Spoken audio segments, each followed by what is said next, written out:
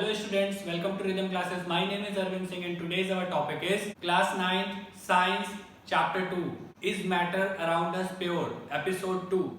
Students, today we will discuss about what is a solution. तो अब हम जानेंगे कि सॉल्यूशन क्या होता है, ठीक है। लास्ट क्लास में हमने देखा मिक्सचर टू टाइप्स के होते हैं, एक होमोजेनियस मिक्सचर, एक हेट्रोजेनियस मिक्सचर, ठीक है। अब उनमें से एक वर्ड आता है सॉल्यूशन, ये भी हमें बहुत ज्यादा कंफ्यूज करता है, तो इसको हम जानेंगे क्या होता है।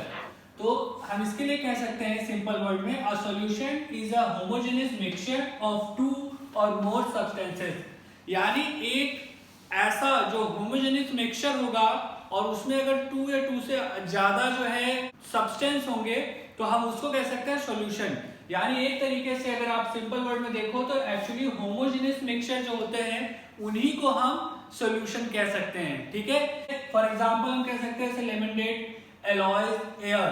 देखो जनरली स्टूडेंट होता क्या है कि हमें ऐसा लगता है कि जो सॉल्यूशन होता है वो एक लिक्विड होता है और दूसरा कोई उसमें सॉलिड या कोई लिक्विड दूसरा मिला दिया जाता है, लेकिन ये पूरा सही नहीं है, ठीक है। याद रखना सॉल्यूशन लिक्विड में भी हो सकता है, सॉलिड में भी हो सकता है, गैस में भी हो सकता है, ठीक है।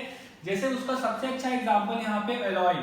एलॉय क्या है? ये है दो मेटल्स, दो या दो से अधिक मेटल्स, यानी हम कह सकते हैं ये सॉलिड का जो है सॉल्यूशन है, ठीक है। आप हमेशा जब भी सॉल्यूशन बोला जाता है तो आपके दिमाग में एक इमेज बनती है कि सॉल्यूशन है तो लिक्विड ही होगा, लेकिन ऐसा नहीं है।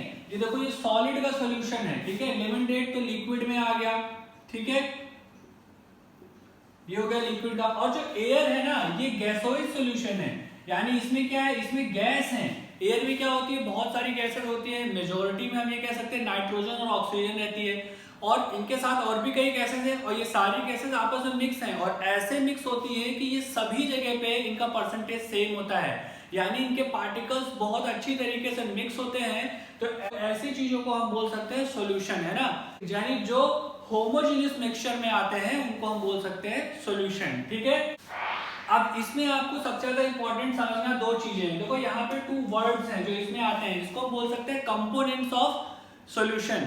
कंपोनेंट्स ऑफ सॉल्यूशन में आते हैं हमारे पास, एक होता है सॉल्वेंट, एक होता है सोल्यूट। अब कैसे पहचानेंगे कौन सा सॉल्वेंट है कौन सा सोल्यूट है, तो इसके लिए एक एग्जांपल ले लेते हैं।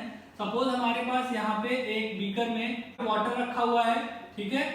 अब ये हमारे पास एक बीकर में रखा हुआ है वाटर में हम क्या करते हैं, थोड़ा सा शुगर डाल देते हैं। अब हमने जो है 1 स्पून शुगर इसमें डाल दिया, तो शुगर क्या होगा, शुगर जब इसमें जाएगा तो वो कंप्लीटली डिसॉल्व हो जाएगा, तो यानी हम कह सकते हैं ये होमोजेनियस मिक्सचर होगा। होमोजेनियस मिक्सचर का मतलब है कि ये सॉल्यूशन हो जाएगा, ठीक है। अब ये सॉल्यूशन बन गया है, किस चीज का सॉल्यूशन है, वाटर का और शुगर का, ठीक है। तो अब इसमें होता क्या है, इसमें दो जो कंपोनेंट्स हैं सॉल्वेंट और सोल्यूट, देखो इसमें होता क्या है कि जो जिस चीज में हम दूसरी चीज को डालते हैं, यानी कि हमने देखा शुगर जो है वाटर में डिसॉल्व हो गई, ठीक है, तो हम इस वाटर को बोलेंगे सॉल्वेंट। सॉल्वेंट मतलब जो जिसमें हम दूसरी चीज को डालते हैं और वो पहले वाली चीज जो है वो गायब हो जाती है, दूसरी चीज बची रहती है, तो वो जो दूसरी वाली चीज होगी वो सॉल्वेंट। और जिस चीज को हम डालते हैं, जैसे शुगर हमने डाला तो इसको बोलेंगे सोल्यूट, ठीक है। यानी शुगर को हमने डाला वाटर में तो हम ये कह सकते हैं सोल्यूट को हमने डाला सॉल्वेंट में, ठीक है। सॉल्वेंट में डालने से सोल्यूट जो है वो गायब हो जाता है। तो इस चीज को याद रखना, यही दो कंपोनेंट्स होते हैं मेन। इसको और अच्छे से समझने के लिए एक शॉर्ट ट्रिक आप ये यूज कर सकते हो कि जो ज्यादा मात्रा में होगा, देखो इसमें होता क्या है, मान लो अगर हम वाटर लेंगे तो ये होगा 100 ml वाटर, ठीक है। शुगर लेंगे तो शुगर होगा 5 ग्राम्स, 10 ग्राम्स, ऐसे होगा। तो यानी आप देखो जो ज्यादा मात्रा में, यानी वाटर की मात्रा ज्यादा है तो जो ज्यादा होगा बेसिकली वही होता है सॉल्वेंट, ठीक है। और जो कम मात्रा में होता है उसको हम बोलते हैं सोल्यूट, ठीक है। तो इसको आप थोड़ा सा इस शॉर्ट ट्रिक से भी समझ सकते हो, अदरवाइज आप मेन मेथड तो जानते ही हो, okay students. Now we will see the properties of a solution, यानी किसी भी सॉल्यूशन की क्या प्रॉपर्टीज होती है वो अब हम देखेंगे, ठीक है। तो यहाँ पे मैंने एक एग्जांपल ले लिया है सॉल्यूशन का, वाटर और शुगर को मिला के ये एक सॉल्यूशन बना दिया है। शुगर आपको पता है सॉल्यूट है, वाटर जो है सॉल्वेंट है, ठीक है। और ये किस चीज का एग्जांपल है, ये सॉल्यूशन का एग्जांपल है, ठीक है। अब इसकी प्रॉपर्टी को हम चेक करेंगे वन बाय वन, ठीक है।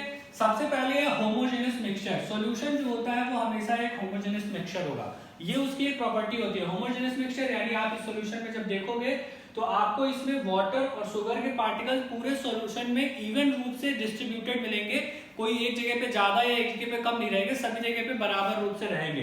तो इससे हम कह सकते हैं कि होमोजेनियस मिक्सचर होता है, ठीक है।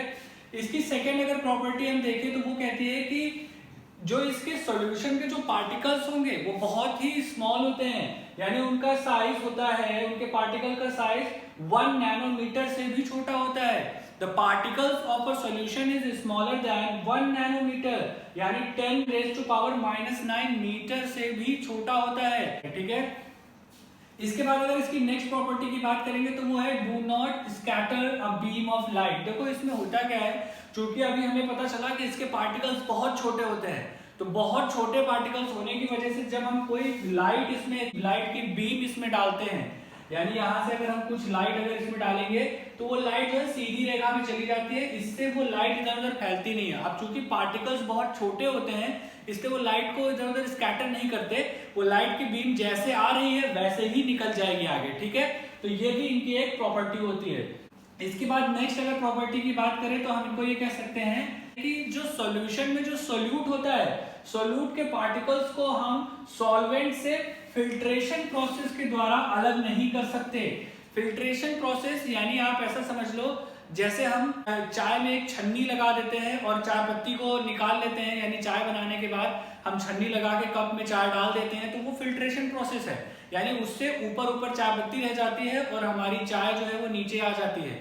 तो इसको कहते हैं फिल्ट्रेशन प्रोसेस, और इस प्रोसेस से हम जो है इसके पार्टिकल्स को सेपरेट नहीं कर सकते। आप देखो ना, यहाँ पे अगर आपके पास सॉल्यूशन है शुगर और वाटर का, तो क्या आप इसको किसी छन्नी के जरिए आप फिल्ट्रेशन प्रोसेस करके या कोई पेपर या कोई कपड़ा लगा के इसको अलग कर सकते हो क्या?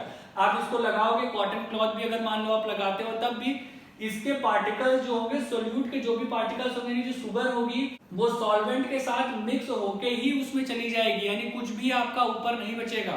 तो फिल्ट्रेशन प्रोसेस से हम सॉल्यूशन को अलग नहीं कर सकते, ठीक है। इसको अलग करना है तो और भी प्रोसेस है, लेकिन हम फिल्ट्रेशन से अलग नहीं कर सकते, ठीक है। इसके बाद नेक्स्ट आता है हमारा कि जो सॉल्यूशन होता है वो बहुत ही स्टेबल होता है। स्टेबल कैसे मतलब होता है, देखो सॉल्यूशन को अगर आप थोड़ी देर के लिए डिस्टर्ब ना करो, आप इसको ऐसे ही छोड़ दो, तब भी आप देखोगे तो ऐसा नहीं होगा कि आप सोल्यूट जो है ना वो नीचे आके नीचे बैठ जाएगा तली में या ऐसे ऊपर रह जाएगा, तो ऐसा नहीं है। सॉल्यूशन के केस में क्या होता है कि आप इसको कितनी भी देर नहीं अगर डिस्टर्ब करोगे, वैसे ही पड़ा रहने दोगे, तब भी इसके सारे पार्टिकल्स जो सॉल्वेंट के बीच में ही होंगे, यानी शुगर के पार्टिकल्स वाटर के बीच में होंगे। ऐसा नहीं है कि आप थोड़ी देर के लिए छोड़ दोगे तो शुगर जो है नीचे बैठ जाएगी और वाटर ऊपर रह जाएगा, तो इससे आपका सोल्यूट और सॉल्वेंट अलग अलग हो जाएगा। तो ऐसा नहीं होता है इस सॉल्यूशन के केस में। इसमें क्या होता है, इसमें ये मिक्सअप ही रहेंगे, आप इनको छोड़ दोगे तब भी, डिस्टर्ब नहीं करोगे तब भी ये जो है मिक्सअप में ही रहेंगे सारे के सारे पार्टिकल्स। इसीलिए हम कहते हैं कि सॉल्यूशन एक स्टेबल मिक्सचर में आता है। इस मिक्सचर को बार बार आपको डिस्टर्ब करने की जरूरत नहीं है, ये स्टेबल है, ये ऐसा ही रहेगा, एक बार अगर मिक्स हो गया तो ये ऐसा ही रहेगा, ठीक है। तो बेसिकली ये कुछ प्रॉपर्टी थी सॉल्यूशन की। स्टूडेंट एक और चीज, यहाँ पे हमने इन प्रॉपर्टीज को शॉर्ट में लिखा है, लेकिन आपको सिर्फ समझाने के लिए हमने शॉर्ट में लिखा है। आप एग्जाम में कभी ऐसे शॉर्ट में नहीं लिखोगे, आपको इनको डिटेल में लिखना पड़ेगा, सेंटेंस में फॉर्म करके, ठीक है। Students, in this episode only this much. Further we will continue in the next episode, but if you still have any confusion on this topic then feel free to tell us. Thank you. Jai Hind.